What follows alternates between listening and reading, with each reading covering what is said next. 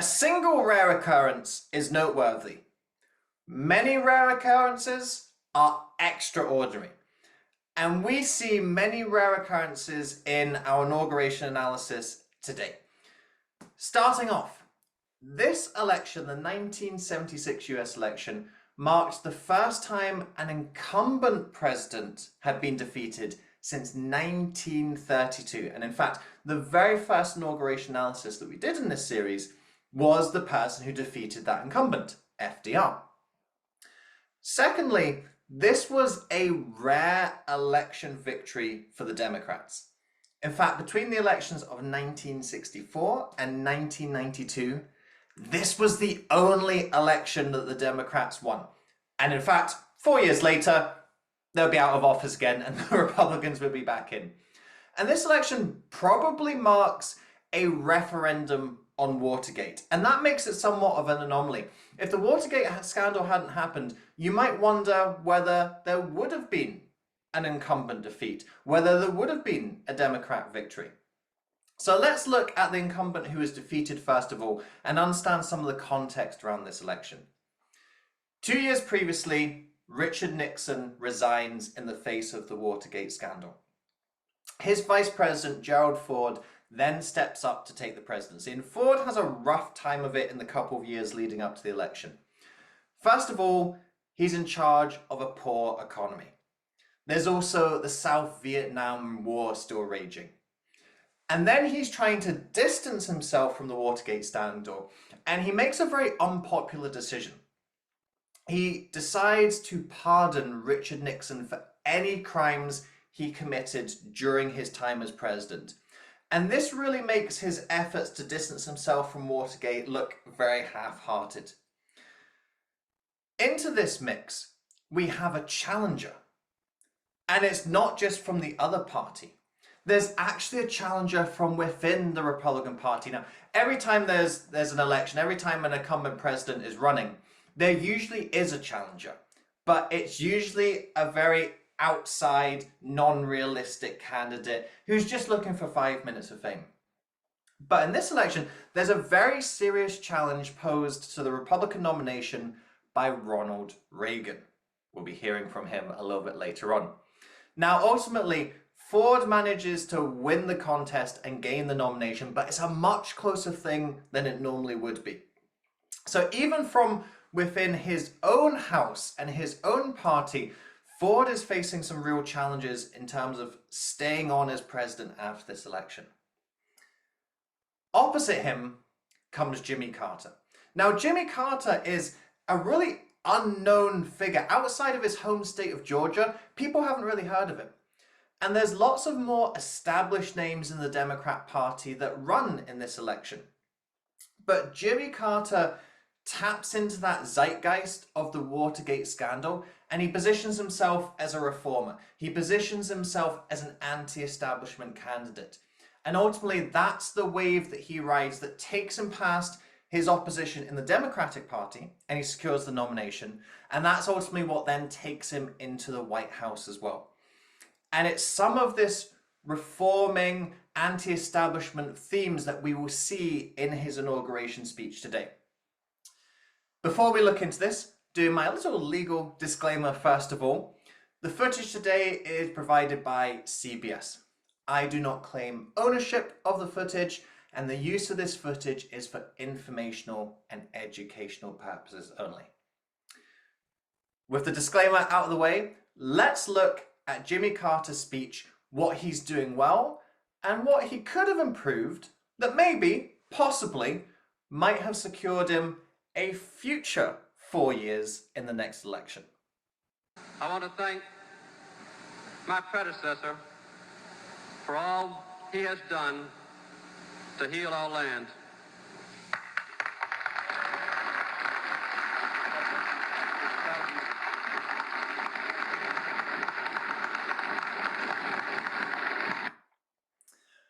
A magnanimous gesture to start off the speech. Gosh, in today's political climate, can you imagine the winner of an election offering the very first moment of his victory speech to the person that they've just defeated? It would be a pretty rare sight, wouldn't it? So this is the first hallmark that we're seeing a different approach from Jimmy Carter, something that's going to be a little bit less confrontational, something that's going to be a little bit more collaborative. To give the first moment of a speech to someone else is a very bold gesture to make, and it's a choice that not many people would make with their very first moment of the speech. So right from the off, we're getting a tone setter for what's going to be coming in the rest of the speech. As my high school teacher, Miss Julia Coleman, used to say, we must adjust to change. You can see Carter's facial expression change as he starts to talk about his high school teacher. You see that smile coming in. And that is a trademark expression that we see from Carter, that there's multiple times in this speech where he has that really warm and winning smile. So again, looking at that different approach, something that's a little bit more compassionate, something that's a little bit less steely. If you think of some of the predecessors that have come before, the previous presidents, we had Nixon, we had LBJ, quite stern men. Carter's coming in with something that's a little bit warmer and fresher. And early on, we see that big grin that comes in as he starts talking about his high school teacher. And it's something that we see a lot going through in the rest of the speech. This inauguration ceremony marks a new beginning, a new dedication within our government, and a new spirit among us all. Classic technique. We talk about it all the time in these analysis. I don't think there's ever been a president who hasn't done it in their speech. It's the rule of three. We've got that repetition. New beginning, new dedication, new spirit. Repetition focuses the attention. Repetition emphasizes a key point. And remember how Carter is coming into this. He's the reformer. He's the anti-establishment candidate. He is something different from what we've had before. We don't have all of the politics and the corruption that marked the Watergate scandal. Here he's coming and doing something different. So in this speech, he really has to say, I'm doing something new and I'm doing something different. And that tagline emphasizes that he's setting out his stall and saying, yes, this is what it's going to be. And the unofficial title of this speech is New Spirit. It's a phrase that he uses multiple times. It's really his foundational phrase of this speech. You'll hear it a couple more times, and that's what this speech is all about. And he's using that technique at the beginning to anchor that idea in the minds of our audience. A president may sense and proclaim that new spirit, but only a people can provide it. 2 centuries ago, there's a more subtle repetition here. It's the repetitions of sound. We've got proclaim, provide. It's not something that stands out quite so much, but it is something that's just enough for the brain to recognize it as a pattern. It helps to link those two ideas together. Now, instead of saying provide and proclaim, he could have said offered and announced. But offered and announced don't stick in the mind as well as provide and proclaim because they don't have that similarity. So it's not necessarily a repetition in terms of our alliteration that we often hear, the da da da da da, ma ma ma ma ma ma, ta ta ta ta ta. It's not the repetition of saying the same word or same phrase again and again. It's a more subtle form of repetition. It's a smaller sound, but still something that just sticks in the mind a little bit more than if he hadn't done it at all. in the long quest for freedom, but the bold and brilliant dream which excites. Now we've got some more of our classic alliteration. Bold and brilliant dream. Something about the B sound as well. So B is what we call a plosive sound. A plosive sound is where you have to blow out air out of your mouth in order to make the sound. So like a B or a P. That plosive sound, it has that extra little bit of energy to it compared to a ah or a F or a L. That B, B, B, P, P, P. These types of sounds, they sound a little bit stronger. So bold and brilliant, it's not just in terms of alliteration drawing our attention, but there's also an element of firmness and directness through those choices. Bold and brilliant could have chosen something like courageous and creative. So although that would be alliteration as well, it wouldn't have that same plosive, intense sound to it.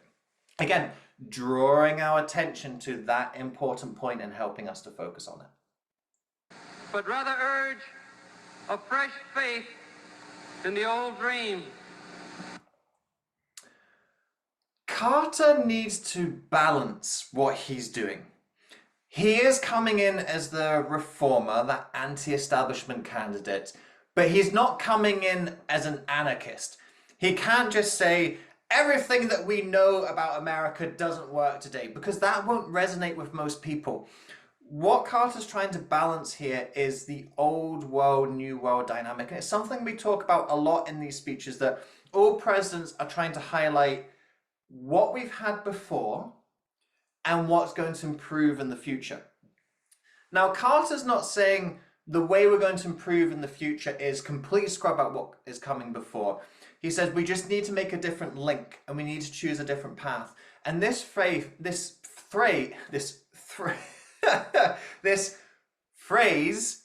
fresh faith in a new dream. Fresh faith, we got that alliteration again, it's drawing the attention. But he's saying, I'm not trying to reinvent the wheel here. I'm just trying to get us back to the core fundamentals of who we are. He's highlighting we've lost our way a little bit. We've lost our faith because of what's come before. Now, what's come before, it's the word he never says, but it's the word that is very much feeding into this speech. Watergate. So he is presenting the old world, new world dynamic in a way that we've talked about before in these speech analyses, but he's having to temper what he's doing. He's got to present himself as the changer, the reformer doing something new, but not something radically new and something that people aren't going to buy into. Making that link between what's come before and what is yet to come. Let us create together a new national spirit of unity and trust. We hear that key word coming through again, spirit. New national spirit of unity and trust. So he's drawing back on that key word, that foundational phrase, new spirit. And then he's starting to outline what is this new spirit. And there's two important values that come in here, unity and trust. And that second one in particular is something that he knows that he can tap into from his electoral campaigning and ultimately what people want from the president. At this time, a lot of the population don't trust the office of president because of the big W word that came before. So he knows that's a really important value to tap into, something that he wants to incorporate into this new spirit.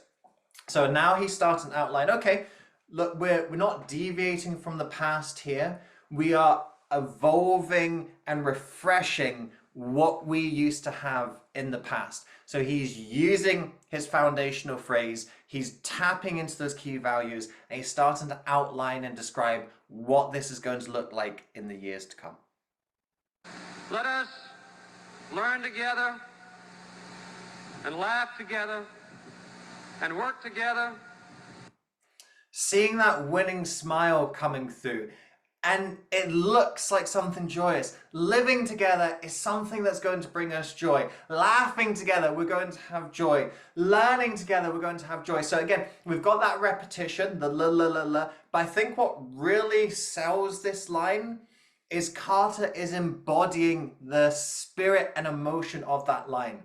If a stern-faced, we are going to live together, laugh together, and learn together. That line, it wouldn't have the same power. It's the emotion that comes through. Carter looks happy. He looks likable. He looks like someone who can have a laugh here.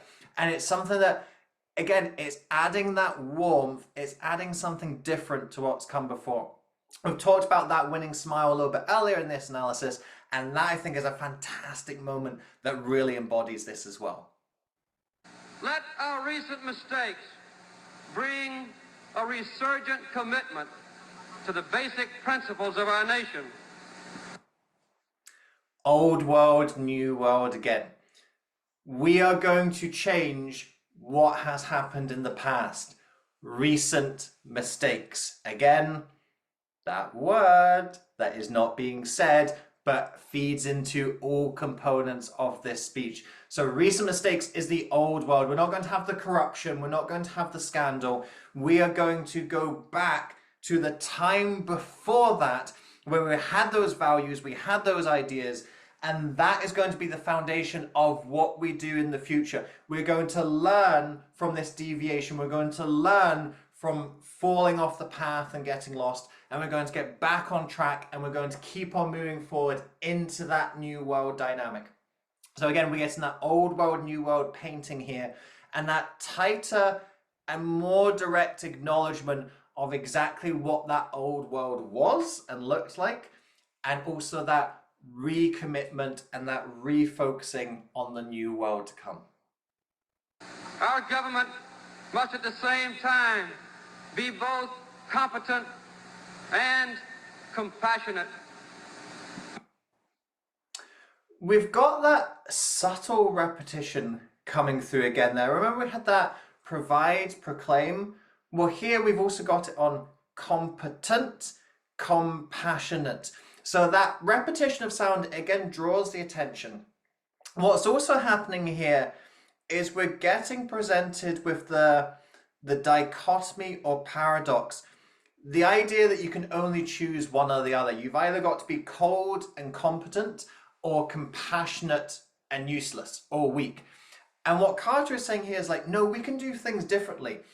Let's keep on focusing on doing things well, but we can do things well with that warmer, more different approach. And again, this is drawing on the whole basis and foundation of why he was elected, the reaction of the public to what has come in the past, where there has been that lack of compassion or perceived lack of compassion that's been existing in the leadership up until this point.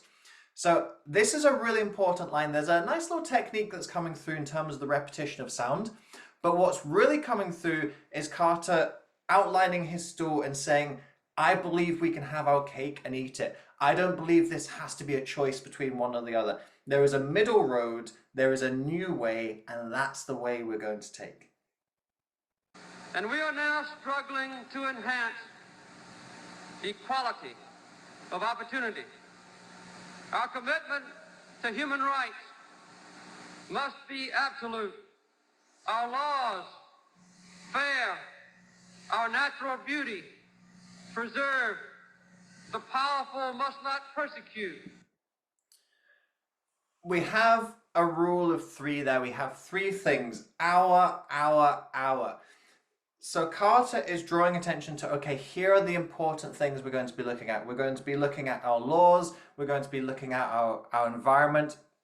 So outlining what are the key points, what are my key focuses. We're roughly at halfway through his inauguration. It's one of the shorter inaugurations compared to some of the ones we've seen before. So he's done a little bit of the ideals and values to start off with. This is what I'm about. And now we're starting to get into the, okay, what is it that I'm going to focus on? We're getting into the tangibles, we're getting into the more practicals at this point. So using that technique to anchor what those key areas of focus are, what those tangible practical things are that Carter and his administration are going to be working on. For we know that the trust which our nation earns is essential to our strength. The world itself is now dominated by a new spirit. Ding, ding, ding, ding, ding, ding. We have the foundational phrase. And this time, new spirit is going beyond there's going to be a new spirit in the White House.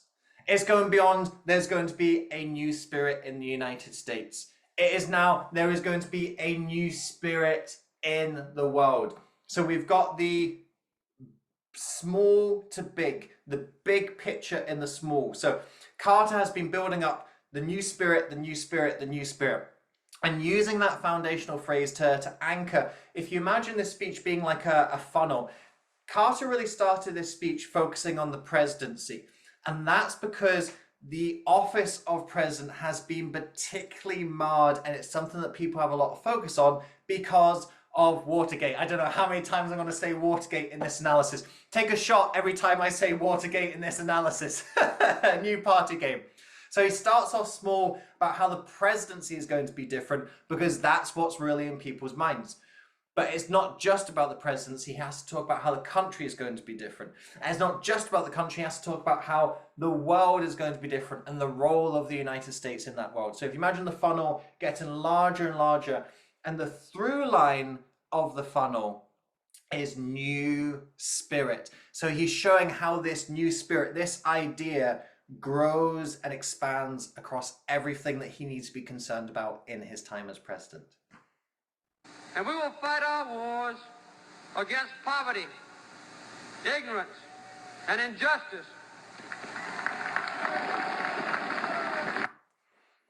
Popular message here.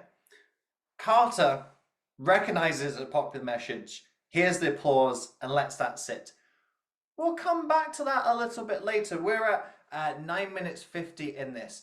There were actually times before where there was also audience applause, but Carter didn't quite take it on in the same way.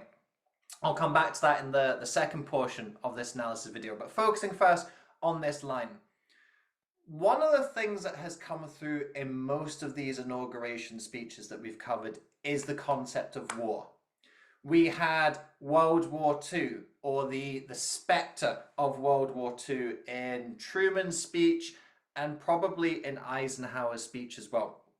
We then had the Cold War. We then had the Korean War. And goodness me, the Vietnam War has affected probably the last 3 presidents at this point. Carter being the fourth one. It's now the South Vietnam War, but it was just the entire Vietnam War through the times of Nixon, Johnson, and Kennedy. We had the Cuban, not the Cuban Missile Crisis at the point of Kennedy giving his inauguration, but we definitely had the Communist Revolution coming through in Cuba. So a lot of recent presidential speeches have been on the subject of war and traditional military wars. Carter uses that motif, uses that idea, but presents it in a different way. Instead of doing a lot of fighting against other people from other nations, against other ideologies, let's do the fighting against the problems at home. Let's do the fighting against the problems that affect people in the world and not just against the people in the world. Poverty and injustice. And you can see that is a message that is laid on fertile ground. People want to hear of this. They're fed up of the wars. If you look at the average age person at this time, they have lived through countless American wars. The older members of the audience will remember the First World War, and most members of the audience are going to remember World War II, Korea, Vietnam. They're going to remember this war. They're going to be sick of war, fed up of war. So when Carter says we're going to turn our direction, we're no longer focused on military wars, we are focused on social wars. We're going to be fighting against those problems, those challenges that afflict us. And that, as you can see, is a message that really lands and resonates. So it's a metaphor. And again, it's that changing of direction where all the previous presidents have had to be very tough from a military standpoint. They had to say, America is going to be bold, we're going to be strong, we are not going to be defeated. That's what all of the speeches have had a component of, from Truman all the way to Nixon. Now we're seeing, okay, look, America is not just about being strong in terms of traditional strength, it's about being strong in terms of non-traditional strength as well. Very popular message, a great metaphor that lands really well for the audience. Next, we're going to look into what Carter could have done to improve his inauguration speech. Just before we do, I want to make you aware of my coaching services that I offer. If you would like your speeches to be analysed, improved in the way that we're looking at Carter's speech right now, this is a service that I offer through my one-to-one coaching packages. We'll look at all the things that you're doing well with a particular speech you're working on, like a TEDx speech, a sales pitch, an important expo or conference speech, a keynote you're signed up for, look at what's going well, and then we'll highlight what are some areas for you to improve in. How can you make sure that speech is as good as it possibly can be when it comes time to deliver it? You might not be delivering it on quite a bigger stage as the inauguration speech on the Capitol building, but we can make sure that you have a presidential impact with your speech, even if you're not necessarily a US president yourself. If you want to find out more about these coaching services, I've put the link to my LinkedIn in the comments. If you go to the description, find me on LinkedIn and just send me a direct message. Tell me a little bit about what you're working on at the moment in terms of your speech or in terms of your speaking, and we can look at the coaching options that are available to you and find the one that's right for you. Now let's look at the rest of Carter's inauguration speech and what are some areas that he could have improved on this occasion. Those moral duties which, when assumed, seem invariably to be in our own best interest. You have given me a great responsibility to stay close to you. I would say that this factor is the biggest thing that I notice consistently through Carter speaking is he has this clipped cadence which interrupts the flow of what he's saying. He stops in the middle of points and he leaves ideas partially finished. And it's distracting and difficult for the audience to process what he's saying. This clipped cadence can be really effective when you're hammering home key points. Something like, we're going to declare war on poverty, injustice, intolerance. That is when you want to use that clipped cadence for when those key points need some air around them. But when you're just interrupting the flow of your points, it's not helpful for the audience to process. And it's something that comes through consistently in Carter speaking. Now, Carter is from Georgia, and I know that the regional tendency of the southern US is to speak in that more clipped manner. But you've got to remember to speak your audience's language as well. When you're the president of a country and you're a global figure, you've got to factor in how other people are going to be processing that. There is a difference between delivering a speech and how you speak in conversation. And whilst a lot of the time when I'm teaching and training, I try to emphasize that a speech isn't as different from a conversation as you think it is still different. So that manner of speaking may be okay when you're in a conversation, but when you're in a speech, you've got to be more intentional about how you're using it. So if Carter has the smoother flowing cadence to allow his ideas to link together and then use that clipped ability to highlight and hammer home key points, that would allow him to use his strengths when appropriate, but also to recognize when they're not appropriate. And too often in this speech, his flow and cadence is getting interrupted because he is blocking and stopping the flow of his ideas as he talks. Let us create together a new national spirit of unity and trust. Your strength can compensate for my weakness, and your wisdom can help to minimize my mistakes. I understand what Carter is trying to do here. Carter is trying to set himself apart from what has come before, where we've seen possibly things have been a little bit clinical, a little bit cold, and Carter's saying, hey, look, there's a different way to do this. There's a warmer way, there's a more compassionate way. We saw that really magnanimous gesture at the beginning where he refers to his predecessor, Ford.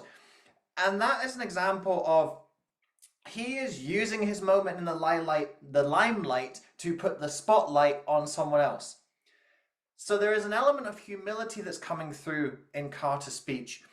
At this moment, I think he over-indexes on the humility. You want your leader to have conviction. And when your leader says, I have weaknesses and failures, it doesn't exactly fill you with confidence. And I know Carter is trying not to position himself as I know everything and I'm going to be infallible. But I think there's a balance to be struck here. And I think that this particular line gets that balance incorrect. If Carter wants to acknowledge that, hey, I'm not going to have all the answers, and hey, I'm not going to get everything right, that's okay, but I think it needs to be worded in a stronger manner. If Carter instead says something like, with your strength, that will add to my strength. I'm going to have some times where I need to make difficult decisions, but your support is going to help me in making those decisions. If he's wording like that, Carter is still displaying humility. He's still saying, hey, look, I'm not a one-man band. I'm not trying to do all this myself. I'm going to have the support of others. But it's wording it in a way that is demonstrating strength and decisiveness first. One of the critiques I've heard against Carter, which I don't think is necessarily the truth, but I think is an important part of perception. A lot of folks said Carter was a really nice guy, but didn't have faith in him as a leader. And remember, this is the only election that the Democrats win for a 30-year period. And I think a lot of the factor of that is because of the Watergate scandal, that people were fed up of the corruption of crooked Dick as they saw Nixon by the end of things. And they're like, hey, we don't want that. Let's just have a nice guy who we like. And it's great to have someone that you like, but it's got to be more than just like. So as I say, I don't think that's necessarily a fair critique to level at Carter, but I do think that kind of line does embody where that perception comes from. You don't want your leader to be really talking about the fact that they're weak and they make mistakes. There's a balance between humility and conviction, and I think on this occasion, Carter over-indexes on that humility aspect. There are other examples throughout the speech where he does say, hey, look, we can be warmer, we can be more compassionate without losing some of that decisiveness, without losing some of that conviction. So it is possible for this new way, this new spirit to be embodied and approached. And Carter does it better in other parts of the speech, but in this part, I think he makes a misstep and he overskews in the wrong direction. Confident that in the end, we will triumph together in the right. The American dream. So here I think we see a symptom of that clipped cadence. Carter has some false endings and stoppages in that line. Da-da, da-da, da-da. And actually, by the time the audience have had the opportunity to process that line, it's something that lands and they want to acknowledge it and applause. But because Carter's cadence isn't smooth, he's actually already moved on to his next point. He speaks over his punchline, and then he has to back off and interrupt himself again to allow the audience to applause and acknowledge. So I think this is an example of, if Carter had that smoother cadence, if he flowed through that point faster and then stopped, that would show a clear ending to his point, and the audience could process it at that time. Carter could let that line linger and then have that audience response. Whereas when Carter is speaking like this, the audience don't know, oh, is he going to say something else? Like, can I applaud that thing now? Is there going to be another point? So if that smoother cadence going through and then using that clipping, using that pausing to make the punchline land, that would allow the opportunity for the audience to then engage and acknowledge, hey, that was a really good point. We like it. We support it. Now, I mentioned this aspect in the first part of this analysis speech, and it is actually something that Carter learns and realizes in the speech. And I'm going to come back to a later example where he is learning to pause on his punchlines, but at this moment in the speech, he hasn't. And there's a few opportunities where he starts talking over the audience acknowledgement, but it's then something that he realizes and adapts on the fly. I'm going to show you that bit a little bit later. But if he had that smoother cadence going through, he would have avoided this problem in the first place. We know that the best way to enhance freedom in other lands is to demonstrate here that our democratic system is worthy of emulation. To be true to ourselves. Did something not sound quite right to you there? Did you notice the inflection on emulation? It didn't sound like Carter had finished his point, but actually he had. And this again comes back to that cadence issue that I highlighted earlier. And it's not something I'm going to bang on about and highlight every single time it's an issue, but this is just a different aspect of it.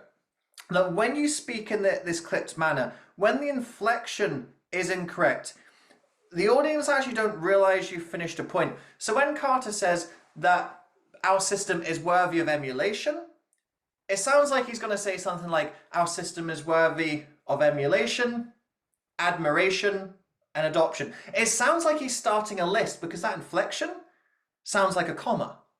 But really, he wants to say, our system is worthy of emulation. He wanted it to sound like a full stop or a period, as our North American audiences would call it.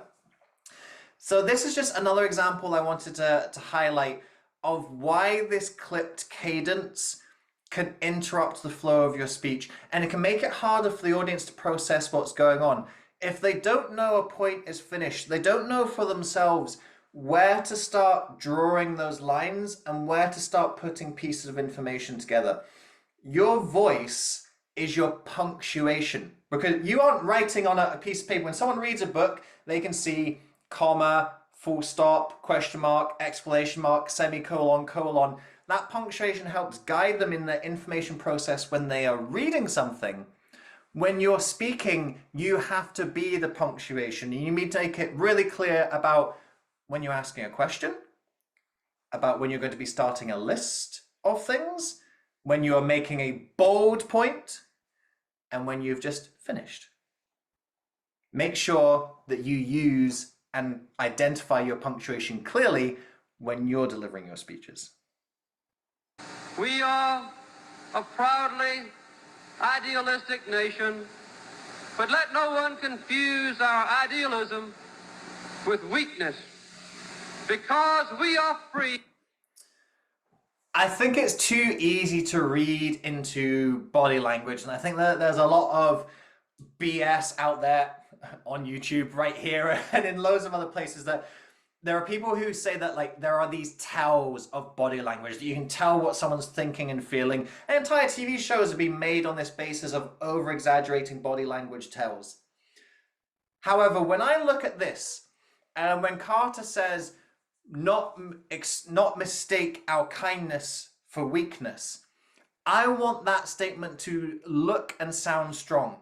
But when Carter says mistake it for weakness, it does look a bit weak. It does look like there isn't conviction in that particular line. So not to overread into body language, but when you're making something that's strong and convicted, it needs to look like that. When you look down, there is a perception, regardless of the truth, there is a perception that that doesn't look strong and convicted. So that's a little moment of body language, which, again, not to overemphasize these things, but that is something I'm looking at and saying, can you just finish that point, not be mistaken for weakness, and then look down at your notes for the next point. Make sure there's that congruence in the statement, that what your body is saying is matching what your words are saying. We can never be indifferent to the fate of freedom elsewhere. I wanted to finish on a little bit of a high. It's not something that I do in all these analyses. I normally go, here's the good stuff, here's the not good so good stuff. On this occasion, I wanted to come back to this because it's something that I've highlighted earlier in the speech. I've highlighted when Carter delivers a strong line and gets that audience response. And I've also highlighted when he hasn't executed that right and spoken over his punchline. But what I did say on that occasion was that Carter makes the mistakes initially in his speech, he adapts and learns. And this is an example where he adapts and learns. He knows that he's said a strong line, and he pauses, and as soon as he hears the audience reaction, he then sits with that punchline. He allows it to linger. This is an important skill of speaking, that you can have a speech that you've delivered lots of times. Now, an inauguration speech is not an example of that, but most of the time we are delivering speeches that we've done before. But you never know how that speech is going to be received exactly. Sometimes you're going to get super engaged audiences, sometimes you're going to get very unengaged audiences, and all sorts of balances in the middle. As a speaker, you've got to learn to adapt to what is going on during your speech. And this is a skill that Carter is demonstrating here. He made the errors earlier on where he talked over his punchlines, and he realized, oh, actually, I'm getting some audience feedback and response. And he corrects it later in the speech. Though when he's making those important statements, he allows them to linger, he allows the audience to respond, and he sits back and holds that pause. So finishing on a high with Carter there, the ability to adapt and learn from your mistakes is vital as a speaker. And ultimately, when I'm presenting these analysis videos, that's what I'm wanting to highlight, is that when you do a speech, you look at what you're doing well, you look at maybe what hasn't gone so well, and it's okay that it didn't go so well or you didn't get it right with that speech. You learn and correct them for the future. And that's what having that analysis allows you to do. And ultimately, if you ever make the decision to get some speech coaching from myself or from anyone else, or you're even just doing the feedback and analysis yourself, that is the whole point of this. We are never the finished article as speaker. I've looked at some of these historic inauguration speeches that the only thing to fear is fear itself. Ask not what your country can do for you. These speeches that are put on pedestals. And I've still found things that can be improved with them. And so would lots of other speaking experts and speaking coaches. You are never the finished product as a speaker. But your ability to learn and grow and improve, and most importantly, be open to that process, is what will define your success and effectiveness as a speaker.